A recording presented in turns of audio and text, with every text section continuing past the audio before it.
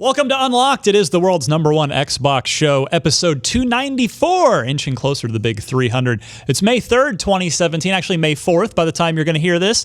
Coming up on this week's show, we'll go over to the single camera. We've got a lot to talk about. Darksiders 3 has been announced.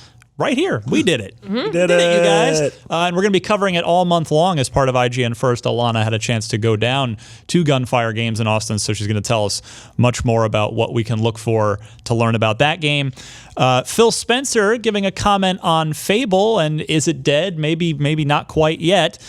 Sea of Thieves, speaking of Phil Spencer's, Phil went to play a bunch of Sea of Thieves, and they recorded the whole thing, put out a really cool gameplay video that gives us some very fascinating new details on the gameplay, some gameplay elements and details of Sea of Thieves. We wanted to talk about that. Game Pass, Phil giving an interview with The Guardian, talking about maybe using Game Pass as a Netflix-like service in a way that you might not quite even be thinking of, so we'll talk more about that. Plus, Remedy, makers of Alan Wake, Quantum Break, they've signed with a new publisher for their next game, so we'll talk all about that. First, quick housekeeping note. I want to introduce myself, Ryan McCaffrey, Destin Legary, hey everybody, Alanah Pearson, Marty Sleva. Hey everybody. Most of you probably are regulars. You're with us. If you're watching on IGN.com, of course, the easy way to find it every week, so you don't have to go looking, is click on the shows tab at the top, check Unlocked, and check us out every week that way. If you are on a podcast service, please do subscribe there, because that makes it easy. Then you don't have to go manually find it. It just downloads to you. And hey, leave us a review if you like what you hear. And finally, YouTube. We've been making a big push with the Unlocked specific YouTube channel. So hit youtube.com/IGN Unlocked for weekly YouTube goodness from this panel here. So let's start, Alanah, with Darksiders 3. Yeah. We've been sitting on this one for a while. Amazon ruined our surprise party by a couple hours. Yeah. But then we were able to come with the trailer and with some initial details, and now you've played it. Yeah, so basically we announced it yesterday morning, or will be 2 days ago now. And game's coming out sometime in 2018. Those are the basics, being made by Gunfire Games, who are made up of a bunch of ex-Vigil Games employees. So basically a lot of the key team who worked on Darksiders 1 and 2. So for this one, it's obviously super early, and I didn't get to play a ton of it. And I really wanted to play more, but the game's really far out. We just announced it. So I get that, but I mean, there's so many places I can start. One thing is they keep calling the game classy siders, was a word that I heard internally. Boots on the ground? No boots on the ground, Destin. God damn it. But they keep talking about making the game more classy in a way that I would say, like Breath of the Wild is a classy version of Zelda's, and that it's less gamey, basically. It's like there won't be random chests scattered around the world, because who put those there? All of the puzzles that you find in the environment should make sense in the environment, rather than being things that some random person that you never see set up for you to figure out. It's like everything should kind of make more sense in the world, and everything's supposed to feel a lot more interconnected as well. They said that... You have an example of an experience you had with a puzzle like that? Does Fury wear a monocle? Because those are classy as hell. Those are very different questions. Destin, no. And Marty also no. Okay. No, I didn't actually get to see any of the puzzles myself, but I did see basically examples of the world. So this seems like a thing that everyone would take for granted normally, but basically the world is super interconnected. Everything that you see is actually where you see it. So if you go down an elevator, the thing that you left from is exactly that height above. Everything is actually physically, logically there. Kind of Metroidvania-ish. Sort of, yeah. So it's like it actually works as a world. And they kept saying that in that, Darksiders games used to have individual dungeons for bosses, effectively, which were like Zelda dungeons. And now it's like the whole world is one dungeon of its own, as well as having specialized areas. But That's cool. Yeah, it's a lot smarter, I think. It really is like a 2017 Darksiders. That makes sense to me. As for combat, we have Fury, who was the third horseman. The last one is Strife. I really want to make a comment about all of the people I've seen being really angry that she's a woman. She's been a woman since the first game. It's in the cutscene of Darksiders. They've telegraphed this for years. Yeah. So it's like, I feel like anyone who's really mad about that, they're like, SJW's during 2017. It's like, well, all you're doing is admitting that you know nothing about this game, so why do you care? Like, if you don't know anything about it, probably shouldn't care about it. But she's really cool. One thing, Like her blade. Yeah, so she has a whip that is Reminds me of Ivy from Soul Calibur. kinda, yeah. I think to me more than anything, especially playing as her, she reminds me of Catwoman a lot. The way that she plays in the Arkham games, she's very flippy. Even her like dodge is like a side flip kind of thing, and just even in sort of the way she walks, it's a little less sexual than Catwoman, I think, but it's still just that kind of like she's wearing heels. She's got like a sweet bodysuit with cool armor, like Good posture. very good posture, basically. Yeah, but her hair is one thing that I really want to talk about. It seems like something that would be so basic, but they had this battle between having her hair be a part of her and having it be physics-based. So basically, if you're fighting someone, her hair will like flare up around her face and will just react to kind of what she's doing in any circumstance. So her hair reacts to what she is physically doing. Okay. Does she look cool? She looks super cool. Yeah, So is it her hair's like the Flame Princess from Adventure Time? kind of. It, like reacts to her emotions? Yeah, a little bit. Like that. Yeah. So it looks cool. It's not just like, oh, get out of here. No. It's like it's always behind her, trailing back, because Yeah. that was one of the concept art, like original designs that they fully stuck to, is that her hair was always a really big part of her, like kind of like Bayonetta. Yeah. But when she gets angry, it's just sort of the parts that are closest to her face like get more volume basically, and she just looks like this kind of crown of red angry hair. But then they had to struggle with physics where if she jumps, the hair has to fall. But apparently if you have physics, you then have to have like boxes basically, and physics will cause a bunch of clipping. So Her hair is a giant technical challenge. her hair what is you're saying. effectively the most technical part of her. I guess that's entirely. why in the was it the PC version of Tomb Raider they made such a huge deal Yeah. out of the Tress FX. Like her hair is Or why we were stupid bald dudes for every game for like a decade. Because like, God, just don't worry about Well, it. I mean, They're all bald. Xbox Live avatars still don't have long hair for girls, which has always annoyed the crap out of me. And I asked someone why not that long ago, and they're like, it's because we can't do it. It's like, it'll just clip through your shoulders. Like, hair is apparently really complicated. I feel like they could do it. I feel like they're just lazy. All right, moving on. So the hair acts as a telegraph for combat mechanics and stuff like that. Kind of. It's basically just that, yeah, they have this struggle between whether it reacts to physics of you jumping or whether it reacts to the attack that you're doing. And I think that really does draw your attention a lot. And in that, she kind of is, even though you are the protagonist, obviously, she just stands out so much in every environment. Like, she really is noticeable and impactful. And she looks really, really cool. And go on. Oh no, I was gonna say, obviously we both love the Darksiders games. One of the things I love most about Darksiders 2 is the fact that it felt like this amalgam of like a single player WoW with Zelda dungeons with God of War combat. Is that feeling still sort of here? So, I guess the scope. I think each of them.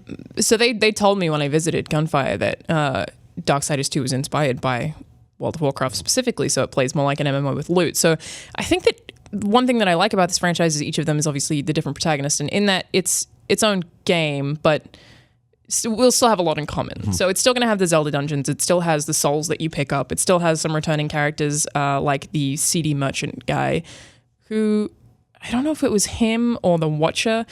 Mark Hamill voices a character in the series, which I didn't know. There's a lot of voice for And then real. now that like when I played Darksiders 1 again with the devs while I was there, I was like, that's totally Mark Hamill. What the hell? I was like, I can't believe I didn't. He basically just sounds like the Joker. Joker, yeah. Super cool. But in terms of speed, one of the things that I tried out, which is cool in theory because I don't imagine many people will get to see this, is they put Fury in an arena against Darksiders 1 characters and she destroyed them. And then put her in Darksiders 2, and then she was completely destroyed. So she, in terms of speed, is somewhere in between war and death. And because of that, every single enemy, even if they imported them or the ones they added new, have to be like totally tailored to how fast she is specifically. Cool. And the whip is a huge part of that. It's a really fast weapon. I don't know how, but it magically retracts. Like it Does it seems become like a sword? she. Probably. I don't know. That's something they could in theory do, but it's really just the hilt, and it sort of comes out of the hilt, and she has full control over it. So it's not like a whip you have to crack, basically. But I don't know how that exists, but she's calling something out of this hilt, basically. That's really cool. Yeah, I mean, the Ivy mechanic in Soul Calibur is she can have the whip or she can make it solidified into a sword. So I Yeah. could imagine that they could. Well, we're definitely going to maybe have see upgrades. influences there. Yeah. I don't know what they are yet. I have absolutely no idea. I imagine there's going to be combos. We know there's souls. I didn't see any of them, but they told me they exist. So the way they like worked real in previous souls. games, kind of, yeah, is well, but then you have to kill someone. Don't to think get about it too much. All right. Lonzo. But you will effectively have to trade them into someone to get something. So I would imagine it'll be like health items, mana items, and I think that we will probably have mana abilities, which I think Wars were probably my favorite. He had like this cool ground pound thing that would shoot swords up from the ground and cool stuff like that I haven't seen that I imagine is in it. So a bulk of one took place like in a post-apocalyptic or mid-apocalyptic Earth. Yes. 2 took place in a very sort of like Norse mythology inspired place. Yes. Where does this one fall? This one is also on Earth, and it is basically at the exact same time as Darksiders 2. And I think in the way the franchise works, Darksiders 1 is actually after all of these because War is still in chains. So Yeah. Darksiders 1 is technically the last one. 2 and 3 happen at the same time. So it's still on Earth, and that's something that I think in terms of Quentin design... Tarantino Yeah, movie. seriously. Sort of. That's something I think in terms of design that I really like is that it's this mix of fantasy and actual Earth. Probably my favorite location, or the one that I got to explore the most, is called, I believe it was called Haven. And it's just this city with...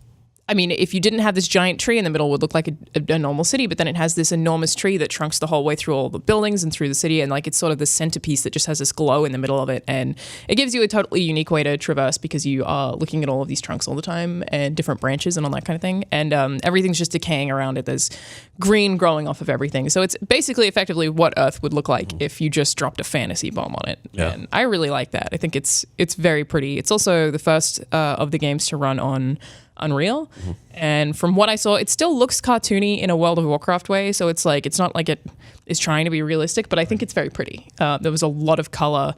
The lighting there was lava and water specifically were really beautiful, and apparently it's super easy to do that in Unreal. You just kind of like drop water here, turn reflection up, like it's crazy. Is water easier to do than hair?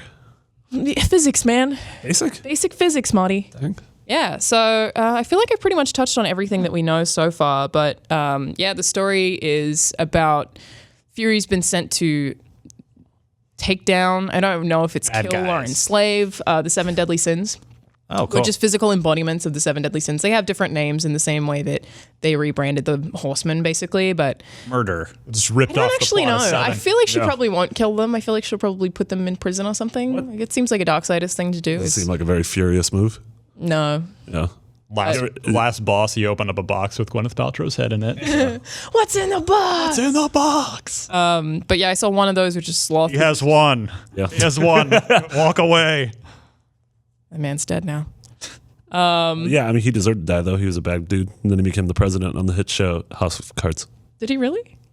I mean, it's Kevin Spacey. It's just he's an I didn't even know actor. that he was in that movie. I mean, show. Sorry. He's the main character. He's the I haven't House of seen it Cards. clearly. He's just he's in all of the marketing Oh, material. he's the card? Yeah. Anyway. In America is the house. Sloth was the first one that I saw, and it is just a giant fat bug who has these little smaller bugs that carry him around on a chair, and it sucked. It was really hard because obviously I hadn't upgraded anything, I hadn't played a ton of the game, and you have to kill all these little bugs to get the chair to drop, and then Sloth will be like, all right, you killed my moving chair. I obviously have to kill you now. I didn't want to do this. I'm a sloth, but He's not a sloth. He's sloth. he's slothy. Okay, but he's not like a sloth, not like a a sloth. No, slow-moving, he's a giant cute bug. little animal. Hey, Guys. don't kill me. But if you don't kill all of the bugs fast enough and there are ones attacking you on the side, another bug will take the place. So you just have to kill these bugs super quickly. And I didn't do it. Sean didn't do it. But the devs did manage to do it in front of us. And they were like, yeah, this is a pretty hard one. It was tough. It was like, I feel like I'm good at those games. And I was like, I just can't. There's too many bugs. I don't know what you want me to do. But of course, there's probably still balance and stuff there. And it was so early that there was supposed to be a cutscene. You can just blame it. You can just blame it on bugs. There were just bugs in the game. I couldn't beat the boss. Too many bugs. I had to Google the 7 deadly sins. Did you see any of the other ones, like vainglory? I imagine vanity will be one of them actually, but Vanity is separate, I think. Pride and hubris. I don't think that we will have hubris, but we'll see. I think that they'll just make them the same way that they made Strife and Fury instead of the others. It's not supposed to be like biblical. Are they going to make you eat spaghetti? I hope so. was That would be a plus. Kojima would be all about that. Well, it sounds like you had a good time seeing the game, and Yeah. you're clearly excited about it. Totally. So yeah, all month, IGN on a fairly regular basis. Keep checking back. Love more from you all Likewise. month long on Darksiders 3. I want to move now to Fable, which is about as far as you can pivot from Darksiders, I guess. It's Chase from chickens. dark and hellish to cute and charming. Phil Spencer commenting on Fable just leaving the door open, saying if he was asked on Twitter if we'll ever see a Fable 4, and he said, quote, "Nothing to announce right now, but I do think the IP has a lot of places it could go." You know what that sounds like? Sounds like he's just going to stand there like a lemon. That was very good. So, I mean, this is it's a non-answer, but Phil's in trouble if he gives a real answer. If he says no, he's in trouble. If he says yes, Yeah, he's announcing things. And this he's in is like trouble, announcing something that we kind of already knew. Like, surely we'll see something else Fable related eventually, because why would you? We Just have the drop card that? games in development still. I think it's still in true. early access. Is that being made by Microsoft though? I thought that X-Line? was. Yeah, it is. People. A bunch of the devs are X-Line head. I've met a couple Right. of them who like worked on the Fable series. But I thought that it wasn't like being published by Microsoft. I think it is. It was at their believe so. showcase. Yeah. Yeah. Okay. Yeah. Card games are good.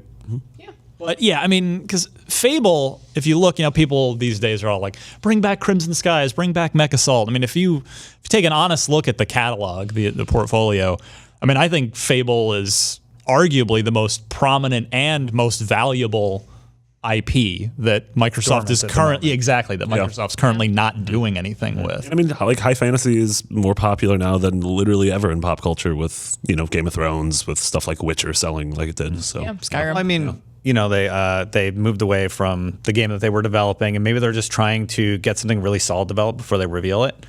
And that's why we don't even know who they is anymore, though. Well, that's There's the no thing. they. That's always the question of if and so. Let's say Microsoft they. Let's say next E3 2018, there's a CG teaser trailer for, I would imagine, if not either a Fable 4 or maybe just a straight reboot.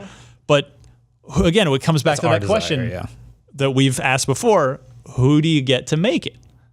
I still vote for Rare because I think it's got to have that British charm and humor to it. Rocksteady. Otherwise, it's not Fable. Yeah, who do you get? Yeah, it's tough. And that's one thing that I would actually worry about with the new Fables. I love the humor in those games, and giving it to the wrong studio could completely destroy that and make it like cringeworthy and gross. Yes. Like, that is the thing that needs to be considered. But I think the answer is they have to just make a new studio. They have to get people from Lionhead. It has to be, right? So yeah, that'll be 3 to 5 years before you see the game. Turn 10 say they're working on a non-racing game. Playground. Yeah, or Playground did that. Yeah, sorry. Yeah, there you go. Ryan, it's been a while. They're British. Yeah. Rare. Oh, yeah. It's a Rare game, my friend. I couldn't remember.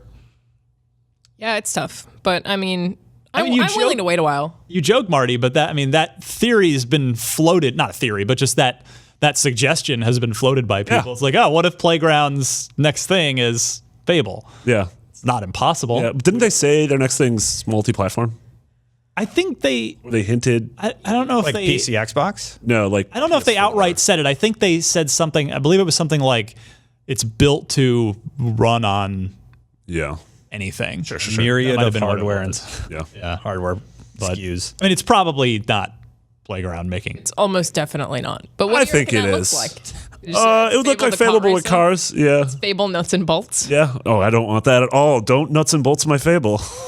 Keep those nuts and bolts out of here. Put them in your pocket. Don't be bringing those on the table. Yeah, it wouldn't be great. But I mean, I'm trying to think of how long I'd be willing to wait for another Fable game, and I think my answer is forever. Forever? Yeah. I mean, You don't have a choice. You get one when you're 40. You're not going to be like. I'm gonna play it. Yeah. It's fine. Just take your time when you launch it, make it a big event, make us all excited for I'll it. make it 4v1. Yeah.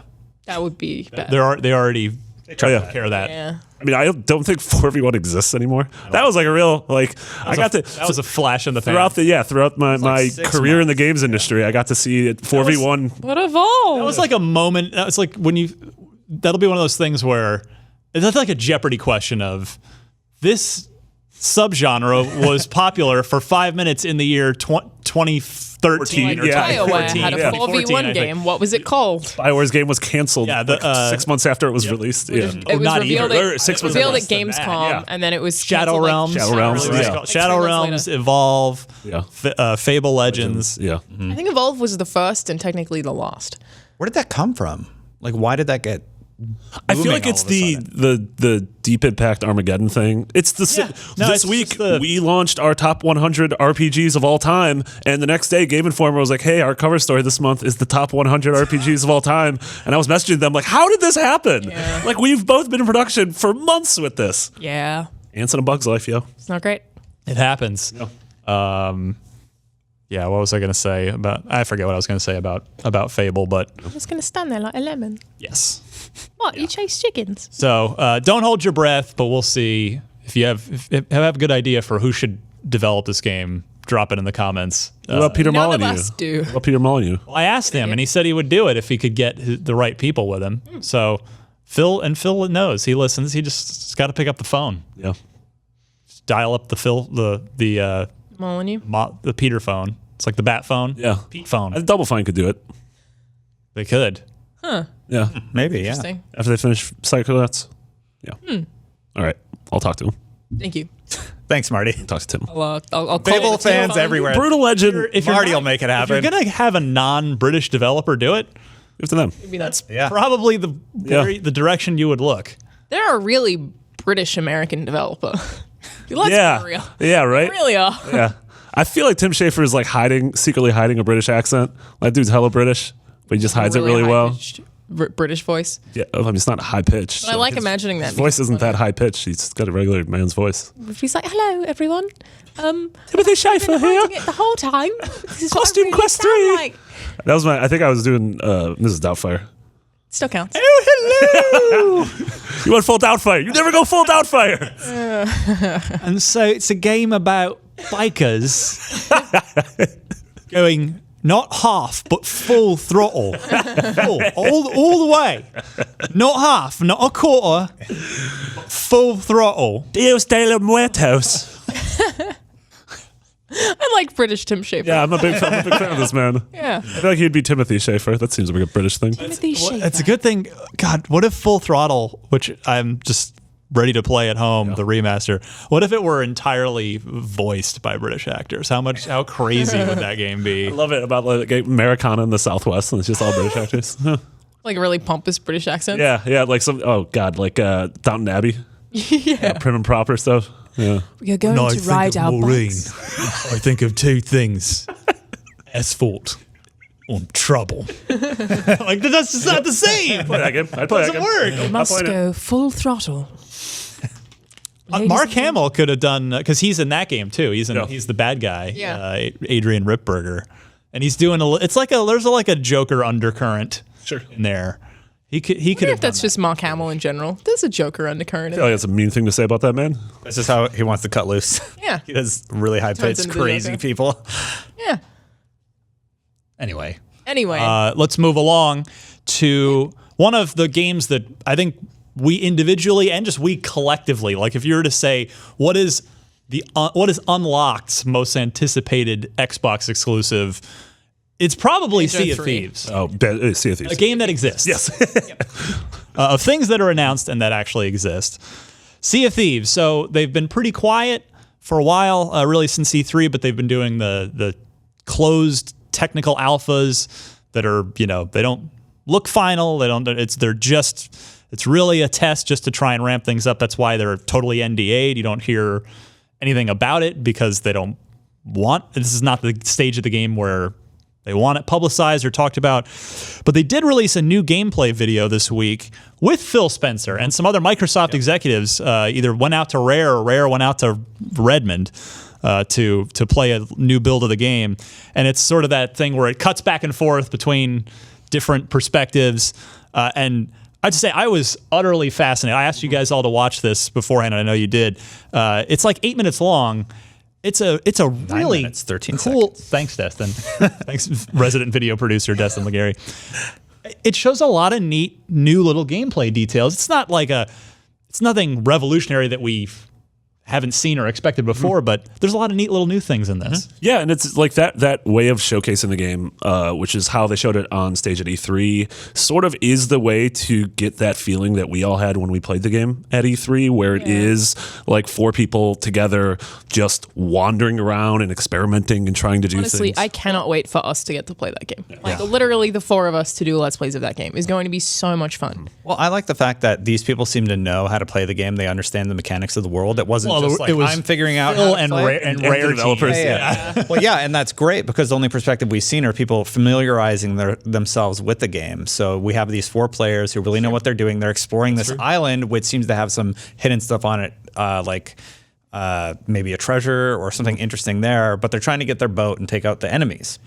It was really exciting because it kind of got my brain churning, and it's like, what's going to happen when we go in there with 4 and maybe we get 4 others, and instead of fighting each other, we team up and we go out and take on somebody as a crew?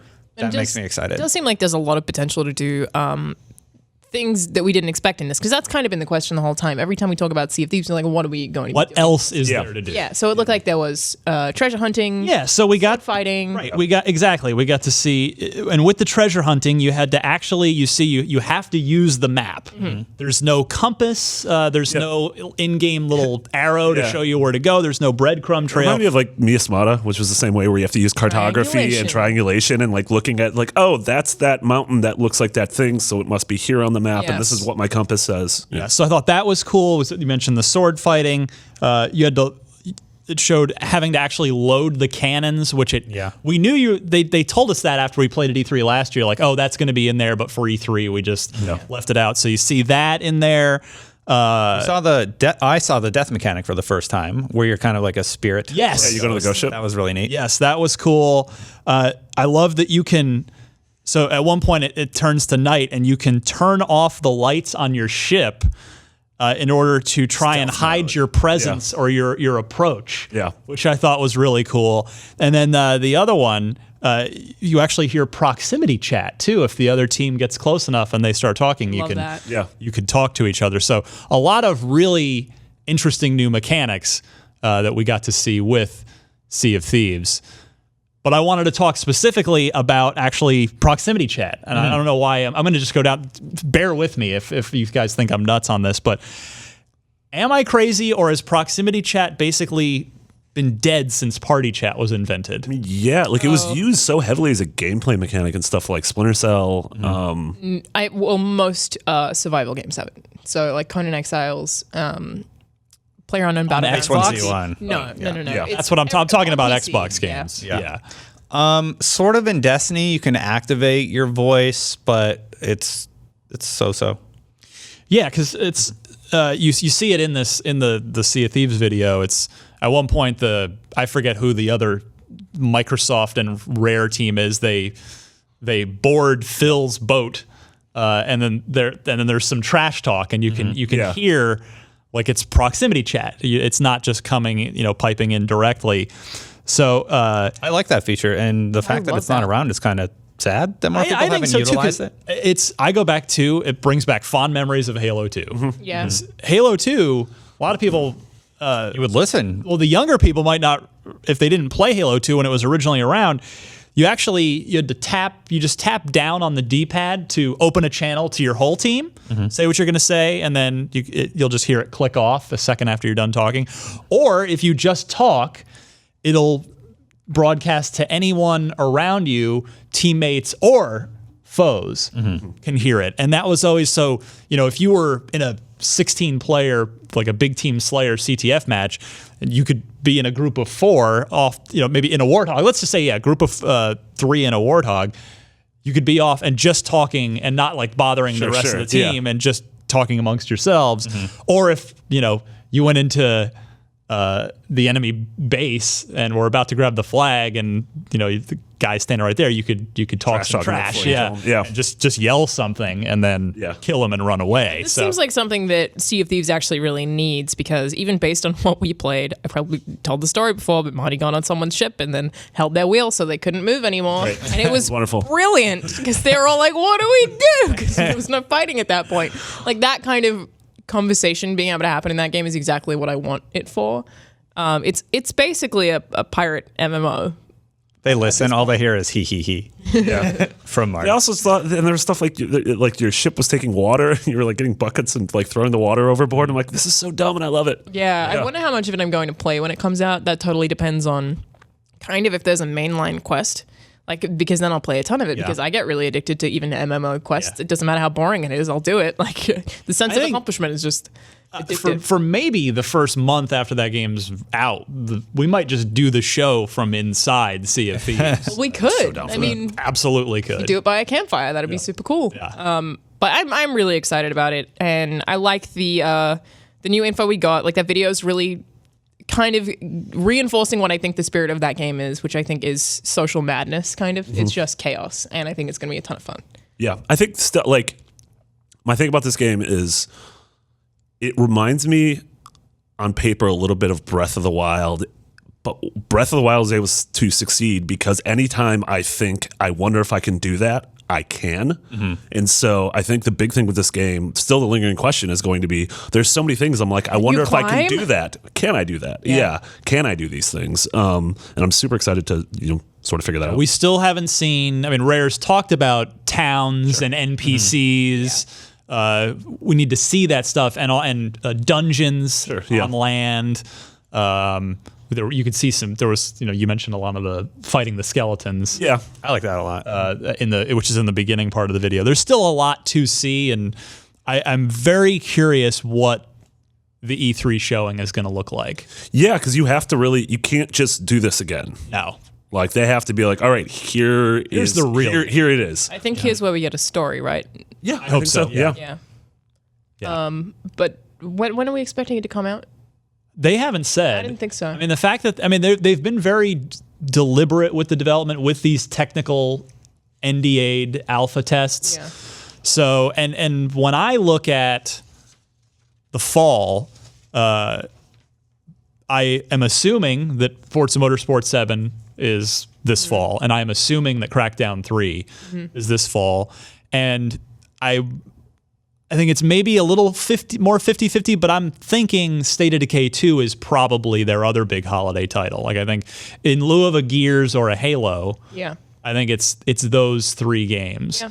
So that being said, I don't think Sea of Thieves will be this year. I don't think the formal release. Of those games, I'm definitely the least sure that Crackdown's this year. Just because we've heard nothing from it. Which, I could be wrong. Games ghost for a while and then all of a sudden come back and it's like, oh, we're out in 6 months. I think they did that strategically because they have something big for us at E3. I hope so. Even their Twitter accounts.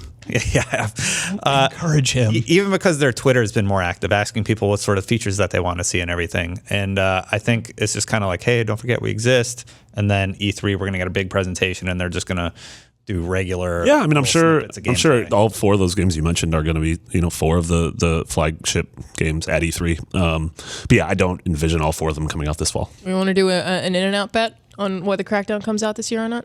I'm willing to. I'll do it. No. Well, no, my answer is no. It is not coming out this year. Okay, all right. Are we doing it? Yes. Yeah, wait, did I just bet everybody?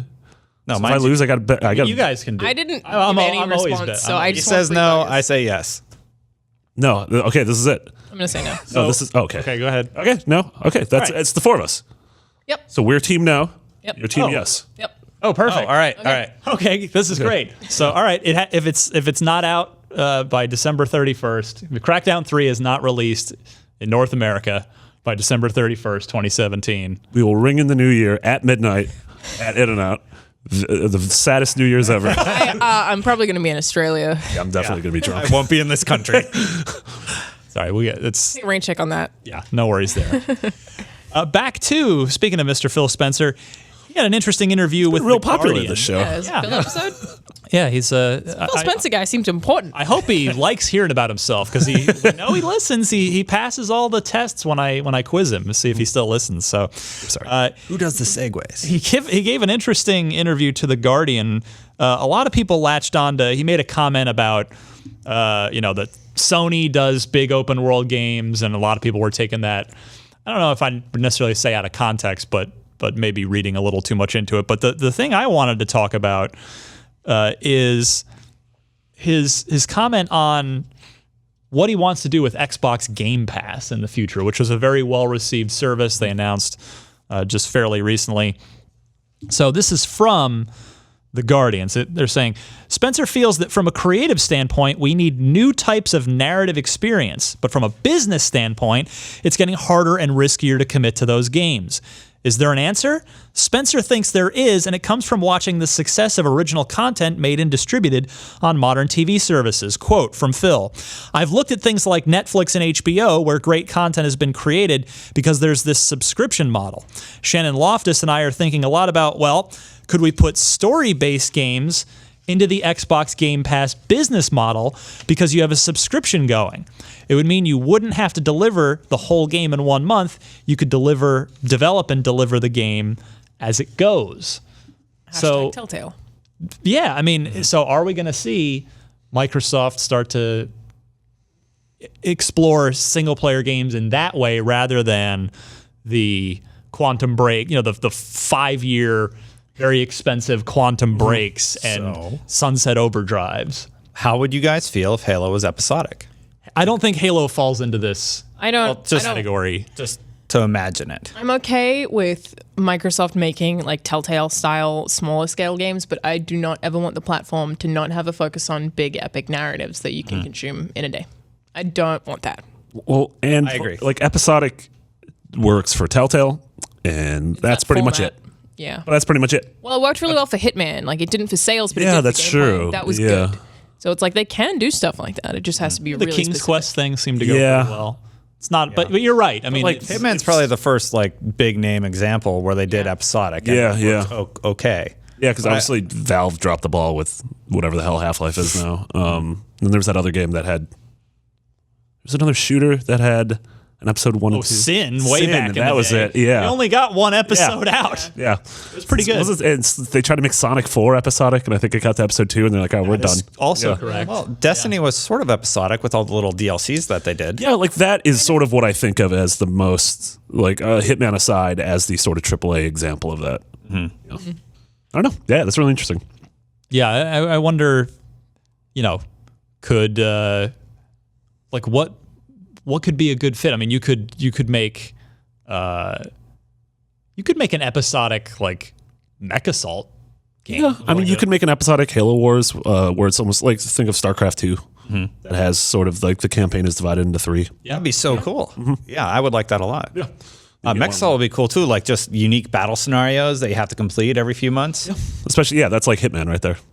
I don't think you could do that with a Gears of War or a Halo. I agree. The challenge is you need you could do it with Halo Wars though, right? Halo Wars, yeah. Yeah. The challenge Gears is Wars. No. challenge is you need Actually, the yeah. lineup that would support your subscription money. Like Netflix has a huge library, and that's why it works, Yeah. right? So does Hulu, et cetera.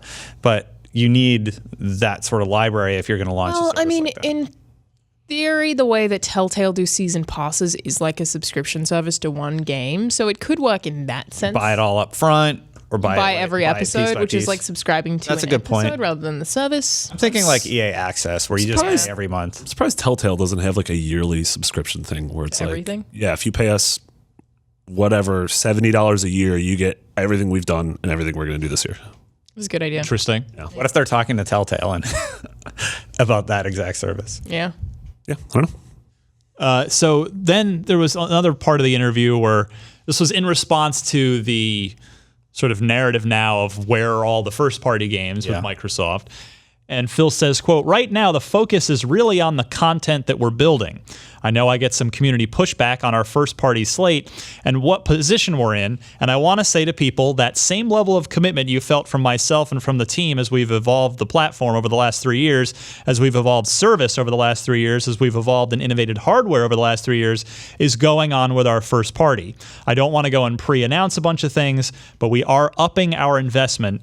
There's no doubt about that." So again, he's not saying anything really here. I don't mean that in a negative way. I mean, he's good at that. The way you read it is not how I imagine in my head. I imagine him being all cocky about it. It's like the same level of commitment we have for this, this, and this. Yeah, first party too. Like a Drops the mattress mic, salesman. walks out. Well, if you would like, if that's how it works best for you. You read it so Destin. monotone. I feel like he's a calm, composed man. He was on the for show. this one, he unleashed. Sorry, Remember Guardian. that time you dropped Yeah, he was so calm that he made me throw my pen. I've been waiting for you to screw something up on the show for a really long time, so I can be like, "Wow, Marty, you really dropped the pen." No, on I've that actually been. I really want to say that. I've actually been perfect in life since then. I've been batting 1,000. Oh, that's a shame. That's hard to do. Yeah, That's an achievement. yeah. Thanks. Ted Williams tips his cap. I don't know what's happening. That's a baseball reference. Don't worry. Last man to bat 400. Yeah, you call it stick cricket or whatever the hell you guys play. I really dropped the pen on that one. He says we are upping our investment. So monetarily, assuming. Well, everything ultimately costs money, so yes, I'm sure. Yeah, I mean, he seems to be just hinting at the fact that he doesn't want to do a Death Stranding-esque thing where we get an announcement for a game that we probably won't play until 2019, 2020. He talked about that when he was here. Yeah, totally. He doesn't like doing And I that. respect that, but we have also had kind of a lull this year, right? Yeah, definitely. I think Microsoft's in a very, very difficult spot this E3. You know, is anything they do going to be enough? Can they impress everyone? Or that there is a narrative now of there's not a lot in your first party, and the things that aren't part of the holy trinity just get canceled. Yeah, like bummed that's about fair or Skyrim. not. yeah, and That's part of it. So it's it is on Microsoft to try and not only show things that are coming out soon, or like, no, these are definitely coming out, you guys, and they're going to be really cool, and here they are, and here's why. But yeah, maybe to also look a little further out and say, no, we have invested. Here's some further out things we are doing. I mean, that's I think Sony's done a really good job of, they're like, all right, here's Spider-Man and Death Stranding and Detroit. You're going to play these years from now, and God of War. But then also this spring, like, we had one of the best quarters ever with my goodness. Horizon and Neo and Nier and Persona. Jeez, yeah. Shagan. That's so crazy to think about. All 4 of those games are very good. Also, when you were talking about the way Fury is sort of like a Catwoman dominatrix with a whip, that's what An is like in battles. Oh, is that why you like her so much? No, I like her because we're in love. It's a good The reason. thing with this persona lady, I don't know. It's a good reason.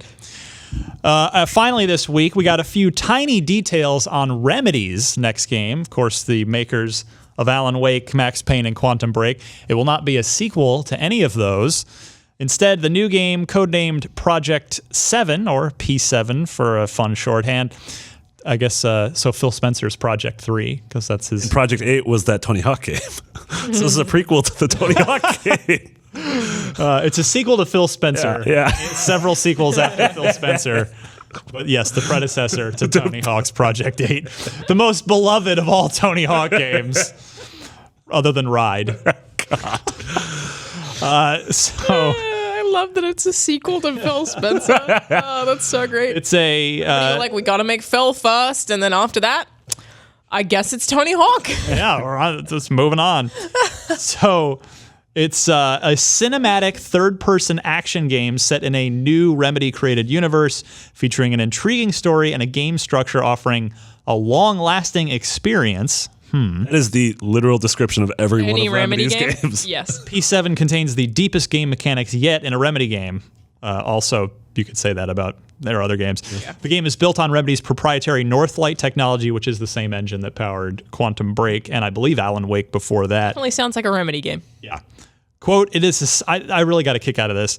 Quote, it is a sign of how far 505 Games has come that we are now in a position to partner with such a talented development studio such as Remedy Entertainment, commented Raphael Galante, or Galant, I'm not quite sure the proper pronunciation there. He's the CEO of Digital Brothers, which is 505's parent company. And that just kind of made me chuckle because it's just the honesty layered into that, where he's basically saying, this is a huge get for us. Yeah. We got Remedy, you guys. Yeah. I mean, that's huge because they've been they've published good games with Brothers and, Payday 2. Payday 2, which is that game that just, I don't know anyone who plays it, but a lot of people play it. I've played a ton of Payday 2, Yeah. and I say this every time you talk about it. It is fantastic, and you would enjoy it. I don't like robbing things. You should definitely play Payday 2. It is ridiculous and fun. I've You played Siege, right? Rainbow Six? Yeah, I reviewed it. Like in the same way that Siege is addictive to play with a group of friends. Real fun. So is Payday. Like it's awesome.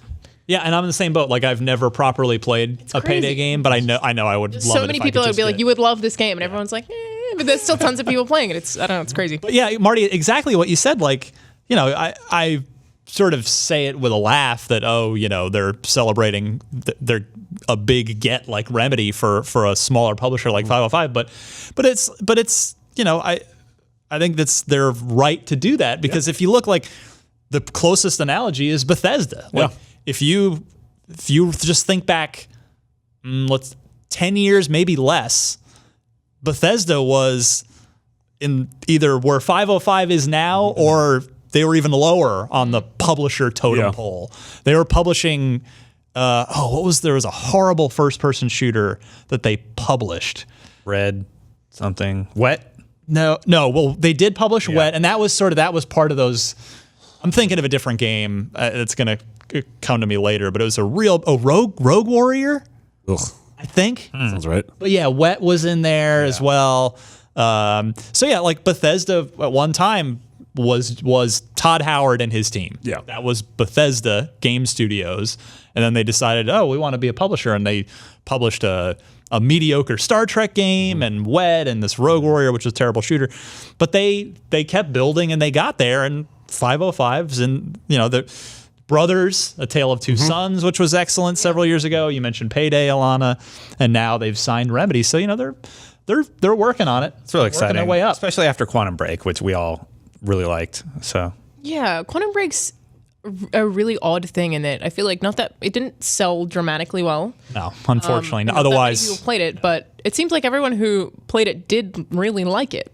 yeah, it's so rare we get to see somebody take sort of a chance on a game like Quantum Break, and it was really interesting with the time mechanics and everything. I wonder if it's that they pushed the TV thing and gamers like, I don't want this, even though I really liked that about it. It was like your reward for finishing a level. Yeah. I liked that a lot. I thought it was well acted and well produced. Like I liked that game. It was fun. Yeah, well, I think we Stupid talked boss about it at the fights, time. Yeah, it's a very good game. It's Remedy's least excellent game, which is not an insult. I mean, it's still 8s on Metacritic because 7s or 8s. It's still critically was a success. Yes. It's not an enormous one. Exactly. It's not a Max Payne, obviously. Yeah, and then Rockstar bought that, so they Remedy can't make those anymore was unless Rockstar picks up the phone. Yeah, but I mean, where do we think Remedy's going to go next? They've obviously done. Well, how would you describe Alan Wake? That's Or No, I mean in terms of setting. Like I feel like Quantum Break is sci-fi. horror. Yep. Okay. I mean, what do you? I was gonna say like supernatural is like a theme if they're going like because horror can be in anything. You can have a horror sci-fi. I mean like if they're gonna make another game that's like we have one that's Alan set in a Wake's kind of creepy town. supernatural. Yeah. What would Quantum That's what Break be? That's what I'm saying. What is the new game? I'm saying up Quantum action? Break is sci-fi and Alan Wake is supernatural. But- and I'm like, what else? What else would they go for? Western. Fantasy. Probably neither of those. Oh, no more, we have enough fantasy games. That market is all topped up. I think we're good to go Yeah. on those. I could just play The Witcher 3 for the rest of my life and I'd be fine. Yeah. At least Dinosaur 200 with hours. time abilities. I don't know. All right, marketplace report. Destin Legary. Yes, sir. What can we spend our money on this week? Prey. That game's coming out. We'll let We'll let you know. what we think. Yeah, when we get it. Yeah. On digital, Darksiders Furies collection, $20. Yeah, so that's Darksiders 1 and amazing 2 package, coincidence. $20. Yeah. Insane. Why is it called Fury's Collection when she's like a footnote in these games? Well, I guess Her it's because collection it's of. she Also, Flat Out 4 Total Insanity is $50. Lost Grimoires Stolen Kingdom, $9, not associated with Destiny. 3 old Neo Geo games, Alpha Mission 2, Last Resort, and Samurai Showdown, $8 each. That's a pretty good price. It'd be like calling the Master Chief Collection the Lock Collection. You know, he's not in this one. Like, what do you do? Like, he's in Retconning this. the next one. Like, what are you doing? Well, I think it's because they want people to buy it. Yeah, I mean that's why they want to do it, but it's rude of them. How? I think it's rude. You're insulted? I'm Marty's going back to the Darksiders thing. Marty is offended. It is a little strange. Hashtag triggered. Hashtag outrage culture. It's a little strange. In the marketplace, the first hour of Prey is a free demo. Please do more of this. Yes. Well, you don't get to keep your save file, so I haven't played it. Like, I'm super stoked about Prey, but the fact that I would have to play through the same exact thing twice. Yeah, I'm gonna like, Please do more of this, but keep save files. I'm going to play this on PC. This is yeah. I think by the time you hear this, maybe we have an op-ed by Dan Stapleton about this. How this should just be the norm for games, and it sort of was for XBLA games for a while. It was, yeah. It was Microsoft mandated. mandated for the entire Xbox 360 I remember generation. State of Decay, you could just unlock it and keep going. It's true. Yeah. Dead Space 2 and 3 are now backwards compatible. Thank you, as well as Geometry Does Wars 2 this mean a and new 3. Dead Space? I really think this is the year we get a new Dead Space. I really do not. I think We're gonna get Visceral, Dead I think Space. Visceral's I don't think busy. so. I don't think so. Visceral's busy making a Star War. to be Visceral. Who's going to do it? Visceral? Someone else? Well, it can't be Sledgehammer because they're making Call of Duty. It's gonna be. I think we're gonna get a new Dead Space this year or next year. Like legit. I think. Well, I mean, the way they did it with Mass Effect 1 was backwards compatible, and then after the announcement, they announced that you could play 2 and 3. So it would be a little weird for EA to make 2 and 3 backwards compatible before a big announcement. It would be a different strategy. but who knows? I don't think we'll see a Dead Space game. I think Dead Space is over. Yeah. So do I. Don't I don't I want think it if to they be. I think Dead relaunched Space it, is it would be great. like Prey. It would be vastly different from what we I experienced. agree. Yeah, I don't think it'd be a sequel at all because that doesn't make any sense in the universe. But Because I mean, it's exactly the same scenario in my opinion as when Criterion we were Mirror's like, Edge. "Come on, man, new Burnout, let's make it happen." Oh, yeah. Well, we're gonna have you use your exact talent to make Need for Speed games for us instead, because even though your Burnout game would probably be really cool, Need for Speed will literally sell 10 times as many copies. So Yeah. they could make a game. They could make whatever exactly Dead Space 4 would be, but slap some stormtroopers in it and make it because they have that Star Wars. Dude, I would so be down for a Star Wars horror game. That would be awesome. That's a good Of point. copies. That is the sad business reality. I mean, not sad, but just like that's just the business reality. Oh my Yeah, it's god, a good I want a point. Star I Wars feel horror game. I feel like they have their Star Wars team though, so it wouldn't be Star Wars. But I get where you're going. They can make as many Star Wars games as they want for the 10 years or however, Yeah. 6 left on the contract. What if there's Play like the an hell out of a Star Wars What if there's horror like an Outlast game that just takes place in Jabba's palace at night with all those weird men and the pig, That'd be the pig amazing. boys? Yeah, and then you fall into the Rancor pit and this big fat naked dad gets sad when you kill him. Good times. Jabba's my favorite character. Make games with gold. Gianna Sisters, Twisted Dreams Director's Cut. I didn't even try, but that's from May 1st to 31st. Lara Croft and the Temple of Osiris, May 16th to June 15th. Star Wars, The Force Unleashed 2, May 1st to 15th. And Lego Star Wars, The Complete Saga, May 16th to 31st. Hey, a thought occurs to me. I was tweeting about this earlier this week. It's like E3's coming up. I was like, hey, wait. Yeah? He slaps his mic. It was very That funny. was Hang on in there. camera. I was going to fall over. Punch your microphone. Take that, Mike. I was thinking, I wonder what WB has got going on, because Batman Arkham Knight came out like during E3. years ago, We yeah. left Dan Stapleton home to Shadow review War. it. So that was 2 years ago. Like, you got to figure it might be time to announce Rocksteady's next game, which is presumably not a Batman game. Be another superhero game. Fable. I mean, it's going to be something in the Warner Brothers IP catalog, because WB didn't buy A Rocksteady. Superman game. Maybe. Well, honestly, talked about yeah. that. Because of the movies that are coming out, it's got to be Wonder Woman or Superman would make the most sense. All I Justice League, wanted was right? a Harry Potter game. Yeah. Let's do that. Did you play the one on Kinect?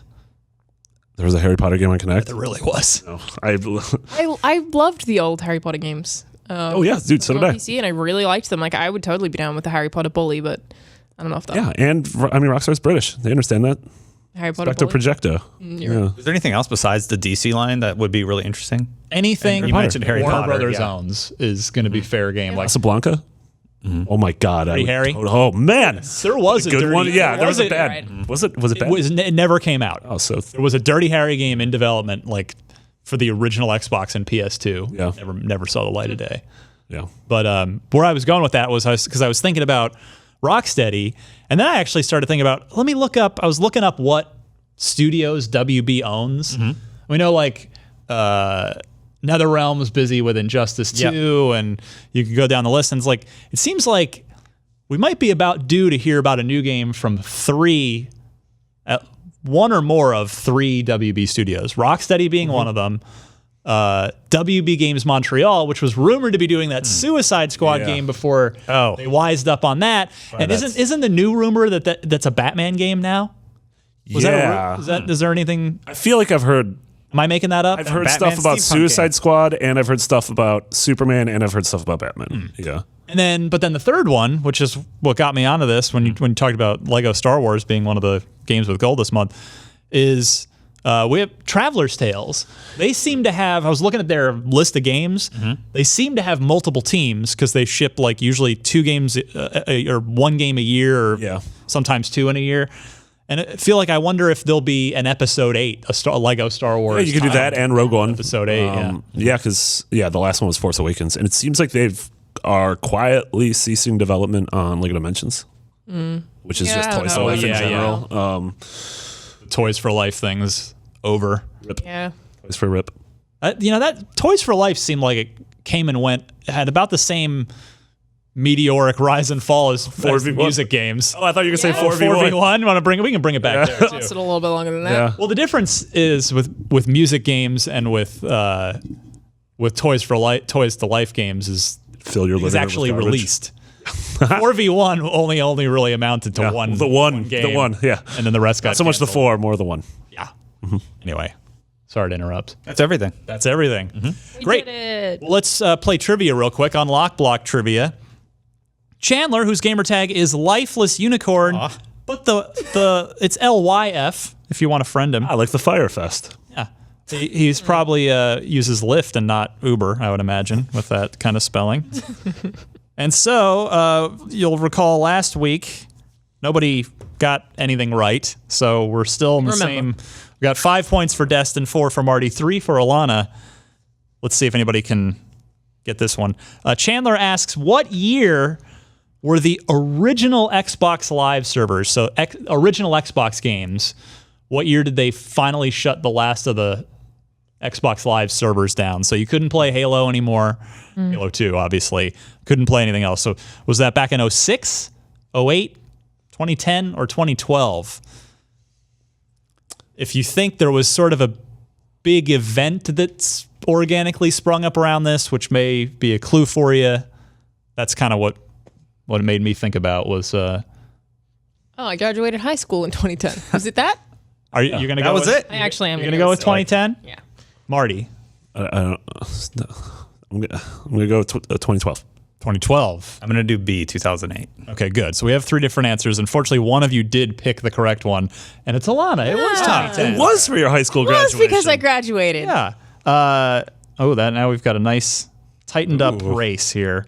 Destin clinging to the 1 point lead over the tied Marty and Alanah in the. Man, I'm doing okay. Yeah, remember there was a group of players who vowed to not log off of Halo 2, to just leave their consoles on for as long as possible. And there were some neat stories written about it. Yeah, and I forget how long it lasted, like a week or something. And they started dropping off. Like one person's power went out. Yeah. I think one person's game froze up. But yeah, then the last person standing, I think they were in there for like a week. Wow. It was a cool story. After you couldn't log in anymore. He was actually he was arrested. Yeah, he was arrested for not logging out for digital trespassing. Yeah, he's in Guantanamo now. It's awful. He's being one of those weird human pyramids. I think they just had to shut it off, didn't they? Or he never disconnected, right? Like he never said, No, all right, it was- Never got off the bus. It was they unhooked it such that You could still exist. yeah, you could, if you were there, you could be there, but you couldn't log in anymore. Yeah. Sort of like where Milo exists right now. Project Did Milo. they kick him off in the end? little server. Or No, I don't remember how the I don't story think he ended. shut it off. I don't remember if he voluntarily left or had a power outage or a crash or what it was. But got arrested? That wasn't a goof. He didn't get arrested. that's not what happened. Definitely didn't happen. We'll look it up later. Anyway, let's go home, shall we? I mentioned at the top, but if you can always find Unlocked on IGN.com. Just click on the Shows tab, and you'll see the Unlocked button right there. That'll take you to the Unlocked homepage. If you're listening on a podcast service, please subscribe so that it's just fed to you automatically with no effort on your part, and maybe leave a review on your favorite podcast service as well. That helps with the iTunes rankings and whatnot. And then YouTube, we want to get as many subscribers. We want to get more subscribers than Beyond has. It's actually pretty close. It is actually. It's like shockingly neck and neck. Yeah. So subscribe to our YouTube channel where we're going to continue to be doing like classic Xbox plays, new stuff. Now that I'm actually a video producer, I'm planning to organize a whole bunch of really cool stuff that we can do on those channels. That's like my first project is to. Awesome. What if we unbox the Chocolate Lancer? We will be doing that. There's those Ninja Gaiden Let's Plays I did like over the holidays. I think there's one thing that's still up there if you never saw those. But yeah, subscribe to that at youtube.com/IGN Unlocked. Let's go to Destin. Hi, everybody. Anything you want to promote about yourself or what you're working on? lot of my stuff's just planning for events. So on May 18th, there's a big Destiny event. Destiny fans probably know all about it, but I'd definitely be coming to IGN during that time. And other stuff is just E3. So do the traditional Twitch plug, twitch.tv/Destin channel. I stream there every Tuesday and Thursday at 8. And at work, developing a few things behind the scenes, but that's it. Oh, yeah. Top 10 Destiny 2 features that we want was just released today, actually. Yesterday, if you're listening right now, by James Duggan. And he actually talked to a lot of the Destiny fans. A lot of great entries in there. Let us know what you would like to see on that video. I really like that one. Alanah? Mostly working on Darksiders stuff right now. So if you would like more cohesive versions of the rambly things that I said earlier today, there are a whole bunch of articles going up throughout the month, and one really cool video feature that is basically about how Darksiders 3 even came about from 2, because it was the whole THQ thing. Visual Games lost everyone. People went to Crytek. It's an interesting feature. It should be up, I think, next week or maybe the week after. So yeah, keep an eye on those. Fantastic. Marty? Cool. Yeah, I mentioned top 100 RPGs. We're rolling that out all week. By the end of the week, you can find out what number 1 is. There are Xbox games on there, such as Jade Empire, Fable 2. KOTOR 1. KOTOR 1's on there, yeah. Is Fable TLC not on there? I don't know. All I know is we're getting a ton of mean comments because we put Final Fantasy VII as number 52, and what was that? What was the farming game from last year? As 51? Farmville. No. Stardew Valley. Stardew Valley as 51. What? People are mad about that? Oh, hell yeah, they're mad at that. I think Of course they are, you're right. We did that on purpose. List Wars. Yeah. Oh, also, I got to interview Stephen King. Oh yeah, you did. So that was my one. Wow. That was my one F word of the This the podcast. year. So that was a thing. Yeah. And then Tim awesome. Schafer liked to tweet about it. That was really weird. Series of events. That was weird. Everything's great. What was it? One question you asked Stephen King? I said, "Will you go to the mall with me?" No, we just talked about the Dark Tower in the trailer. And What was your his thoughts favorite on the movie. word that he said? Cujo. All right. What? Yeah. That's a dog. That is a One of his dog. books. Yeah, he's a very nice dog. Very cre- That's no. cool. That's like I was on cloud 9 when I got to meet and interview Matt Stone and Trey Parker. Yeah. A couple Oh, weeks yeah. ago. That was. That'd be I can so relate great. to like, Yeah. No. Stephen King's awesome. No, Alanah brought up the Tim Schafer thing because I tweeted out the thing this morning, and then Tim Schafer liked it, and I was like, if you like go back in time to like middle school or high school, Marty, and you're like, who are the 3 creative people you admire the most? It would have been Stephen King, Tim Schafer, and Martin Scorsese. So I just got to get Scorsese to notice me today. That seems easy. Yeah. It's very difficult. I'll work on that. Well, why don't you just make a tribute album to using like Sgt. Pepper's Lonely Hearts Club, spanning the arc of the 3 Godfather Okay, yeah, films. yeah. Do that today, and you'll be fine. Yeah. I'm going to Portland in like an hour. That out. This is fine. You're taking a vacation. Vacay. P-Land. Awesome. The old port town. Stop. You can find me on Twitter at DMC_Ryan. Yeah, I don't think there's anything else. Oh, well, I guess, yeah, Unfiltered. That's true. That's always going on now because they're segmented in each week. Alex Rogopoulos, the co-founder of Harmonix, talking all about Guitar Hero and Rock Band. And at one point I asked him, did you guys ever think about just like uniting the families and teaming up? He had an interesting answer to that. So yeah, look for that. And if you didn't hear the Peter Molyneux interview, that's probably one of the best episodes of Unfiltered, not because of me, but because of what the guest says.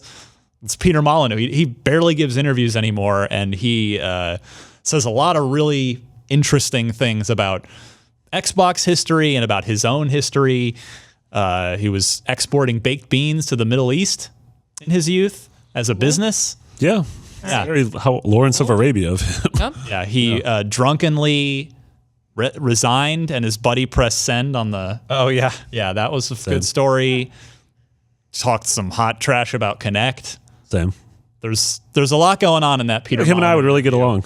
So IGN Unfiltered is my little one-on-one interview thingy that I do here on a monthly basis. That's segmented into weeks now, but the just complete interview is on podcast services, so you can go listen to it there or just watch it on YouTube. All right, for Destin, Alanah, and Marty, I'm Ryan. This was Unlocked 294. We'll see you guys next week. Bye, everybody.